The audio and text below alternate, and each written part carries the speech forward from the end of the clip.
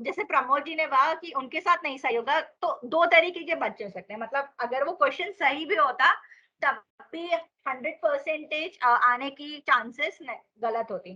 तो मैं अपना स्कोर बढ़ा नहीं सकती हूँ कि चलो क्वेश्चन गलत है तो सबको नंबर दे दो, ऐसा नहीं करते हैं। इस केस में हम लोग क्वेश्चन को ही हटा देते हैं।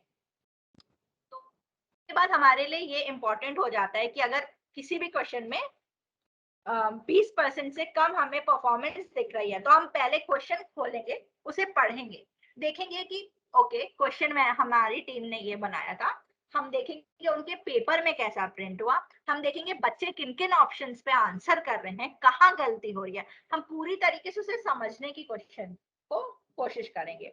और फिर उसके बाद ये आगे डिसीजन लेते हैं कि डिपेंडिंग की कैसी गलती थी, क्या अगर बच्चे को थोड़ा डिफिकल्ट क्वेश्चन था नहीं कर पाए तो वो अलग चीज है, क्वेश्चन डिफिकल्ट था पर क्वेश्चन वैलिड था, क्वेश्चन सही था, तो अगर बच्चों ने पढ़ा होता तो वो दे पाते, राइट। इसको हम चेक करते हैं और ऐसे क्वेश्चंस को हम अपने एनालिसिस से पहले, तो आपने देखिए स्कोरिंग की, अब आप रिपोर्ट्स बनाने जा रहे हैं, उससे पहले इस क्वेश्चन को हटा देंगे। तो इसीलिए जब आप लोग क्वेश्चन बना रहे होंगे तो अभी आजकल आप क्वेश्चन बनाने के प्रोसेस में आपने देखा होगा आप कितने लेवल्स ऑफ रिव्यूज से गुजरते हैं। आपका क्वेश्चन बार बार सही होता है, फिर जब आपका पेपर बनाता जाता है तो उसे 2-3 लोग रिव्यू करते हैं कि कहीं कोई भी गलती ना हो, क्योंकि हमने तो सोचा था कि हम बच्चे को 50 क्वेश्चन पे टेस्ट करेंगे, अगर एक भी क्वेश्चन कम हो जाता है तो हमें उसको रिमूव करना पड़ता है। जब क्वेश्चन बनाते वक्त ही पेपर बनाते हुए, पेपर प्रिंट होने के बाद भी, अगर आपको याद है तो हम लोग ने बोला था कि आप एक सैंपल मंगवा के देखेंगे कि प्रिंटिंग सही तरीके से हो रही है कि नहीं। तो ये इसीलिए जरूरी होता है कि आप फाइनल स्टेज पे क्वेश्चंस को भी चेक करें कैसा है। हम लोग कुछ इस तरीके से लो परफॉर्मेंस चेक करते हैं, एक पूरी एक्सेल बनाते हैं, उसमें सबका स्कोर डाल देते हैं, तो ये बेसिकली यहाँ कुछ कैलकुलेशन नहीं होती, ये सिर्फ एक डेटा एक्सेल में आ जाता है। फिर मैं डिस्कशन करती हूँ कि ये क्या इसकी वजह से मेरा आंसर इफेक्ट होता है, मैं हर ऑप्शन में देखूंगी कि बच्चे किस ऑप्शन की तरफ ज्यादा मूव कर रहे हैं, क्या प्रॉब्लम आ रही थी, क्यों नहीं दे पा रहे हैं। एंड कम परसेंटेज आने का मतलब जरूरी नहीं है हमेशा कि क्वेश्चन ही गलत है, राइट। बच्चों को जेन्युइनली नहीं आता है, हम लोग डायग्नोस्टिक जब स्पेशली करेंगे तो हम कुछ क्वेश्चंस ऐसे डालेंगे, हम देखेंगे कि हाँ इस लेवल तक बच्चे पहुंच पा रहे हैं कि नहीं पहुंच पा रहे हैं, तो परफॉर्मेंस कम आने के उस क्वेश्चन पे चांसेस रहेगी। पर हो सकता है हमारा क्वेश्चन सही हो, तो आप जैसे यहाँ पे देखेंगे कि सारे क्वेश्चन सही थे, हमने एक क्वेश्चन में देखा कि ऑप्शंस थोड़े एम्बिगुअस थे, तो हमने बोला कि बच्चा तो कंफ्यूज होके ऑप्शन ए की तरफ भी जा सकता है और ऑप्शन बी की तरफ, तो हमने डिसाइड किया कि हम एनालिसिस से उस क्वेश्चन को ड्रॉप कर देंगे। या सो आज तक हम लोग ने, अब हमारा स्टेज क्या है कि हमारा डेटा पूरी तरीके से साफ हो गया, उसमें कोई गलती नहीं है, उसमें कोई मिसिंग डिटेल्स नहीं है, हमने स्कोरिंग कर ली डेटा की। फर्स्ट लेवल ऑफ स्कोरिंग के बाद हमने ये भी देख लिया कि हमारे क्वेश्चंस में कोई गलती नहीं थी और हम कुछ एनालिसिस में ऐसा ना इंक्लूड करें जो फेयर ना हो। तो हमने यहाँ तक पहुंच के अब हमारा जो नेक्स्ट स्टेज आएगा, जो कि हम लोग कल डिस्कस करेंगे, वो है कि कैसे रिपोर्ट्स बनाते हैं। तो अभी तक के में किसी का कोई क्वेश्चन है, कुछ नहीं समझ आया है, और कल आप चाहेंगे कि हम लोग थोड़ा सा ध्यान उस पर दोबारा दें, या आज अभी चाहते हैं कि कोई क्वेश्चन का आंसर दे दूं, तो आप लोग मुझसे पूछ सकते हैं अभी, और संतोष जी से भी पूछ सकते हैं। जी प्रमोद जी, आप कुछ पूछ रहे थे। नहीं मैम, ये कुछ थर्ड प्रमोद जी हैं, मैं तो नहीं समझ पाया। It is not Pramod ji, madam. This is not Pramod ji. I am Shankar Khatri. Okay okay Shankar ji, आपका नाम प्रमोद जी लिखा हुआ आ रहा है, तभी मैं सोचा। जी शंकर जी, आप कुछ पूछना चाह रहे हैं। इसका मैडम आज प्रैक्टिस करेंगे और फिर जो भी हमें डिफिकल्टी आएगी then tomorrow we will ask with you.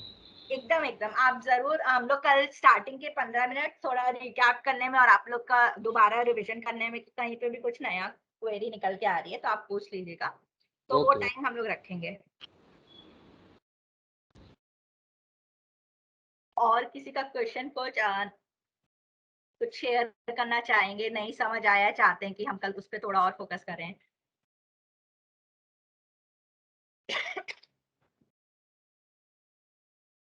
Ma'am क्या एक्सेल से संबंधित कोई छोटा मोटा वीडियो है जो फॉर्मूला कैसे क्रिएट करता है बेसिक उसमें, मतलब टीचिंग मटेरियल? सो प्रमोद जी, मैं देख लेती हूँ, मुझे अगर कुछ ऑनलाइन सोर्स मिलता है मैं आपको भेज देती हूँ। तो मैं पर्सनल एक्सपीरियंस में एक्सेल कैसे सीखा है, मैंने हमेशा असेसमेंट का डेटा लेके ऐसे ही प्रैक्टिस करके सीखा है। और फिर मैं फॉर्मूला को सोचती थी कि मुझे लिखना कैसे, मुझे करना क्या है। जैसे हम लोग ने हिंदी में सारा बनाया कि मुझे इसको ढूंढ के इस टेबल में से वैल्यू निकाल के लिखना है। तो मैं हमेशा फिर आगे सर्च करके उस पर स्किल बिल्ड की है। तो एक्सेल का बेस्ट तरीका प्रैक्टिस है। असेसमेंट डेटा होता है, आप डेटा अपने आप से भी बिल्ड कर सकते हैं। और कुछ वीडियोस तो मैं आपके साथ शेयर कर दूंगी जो काफी पॉपुलर है, यूट्यूब पे रहती हैं। तो मैं आपके साथ लिंक्स शेयर कर दूंगी, भारती इन ग्रुप पे डाल देगी। Thank you ma'am.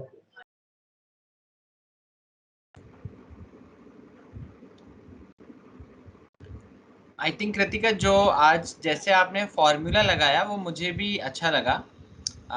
हिंदी में formula always help, I guess that's a good idea. I think formula को एक स्टेटमेंट से लगाने में काफी समझ आ जाता है, वरना अगर मैं फॉर्मूला बोलती कि ये फॉर्मूला याद कर लीजिए तो फिर हाँ, आपको डिफिकल्टी होती कि उसको याद करना है। पर अगर आप स्टेटमेंट लिख देंगे उस फॉर्मूले का तो आपको हमेशा रहेगा कि करना मुझे ये है, उसके लिए एक फॉर्मूला ये हो सकता है। बल्कि प्रमोद सर जैसे कृतिका बता रही हैं, अगर आप ऐसे फॉर्मूला ट्राई करेंगे तो एक्सेल में जो हेल्प आती है ना, मुझे लगता है वो ज़्यादा क्लियर फिर आपको शायद मतलब आप उससे विजिबिलिटी ले सकते हैं फिर कि कैसे मूव करना है। तो एक बार जी ये तरीका ट्राई किया जा सकता है। आई लाइक दिस, मतलब मैंने कभी एक्सेल ऐसे नहीं सोचा। तो वेरी इंटरेस्टिंग, मतलब मैंने एक्सेल अलग तरीके से सीखा है, बट ये एक अलग तरीका है जो आज मुझे कृतिका ने दिखाया है। I think that's a very good way. आप लोग ट्राई करके देखो। मुझे लगता है जब आप आज फॉर्मूला, ट्राई करेंगे।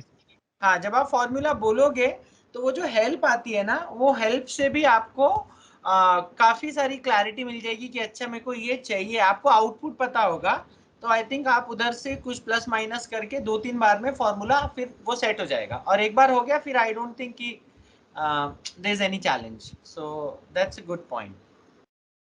कोई और जी क्वेश्चन किसी का, कोई और फीडबैक, कोई क्वेरी? ओके, तो what should I take it from that? Is it good or it was very good sir. okay. So then Vaishali, what are the next suggestions? आपके पास असाइनमेंट है, आपके पास टाइम भी होगा, दिस इज इंटरेस्टिंग, तो आप assignment करिए। Kritika, for the first 15-20 minute जरूरत होती है तो आधा घंटा पहले हम उसी पे काम कर लेंगे कल, and then from there we'll move on to the next part of the session. चलेगा? हाँ, एकदम चलेगा। ठीक है। वैशाली? तो ठीक है, अगर किसी के अभी फर्दर क्वेश्चंस नहीं है तो वी कैन क्लोज। और जो असाइनमेंट है सभी लोग उस पर काम कर सकते हैं क्योंकि सेकेंड हाफ पर असाइनमेंट पर काम करने के लिए भी समय चाहिए होगा।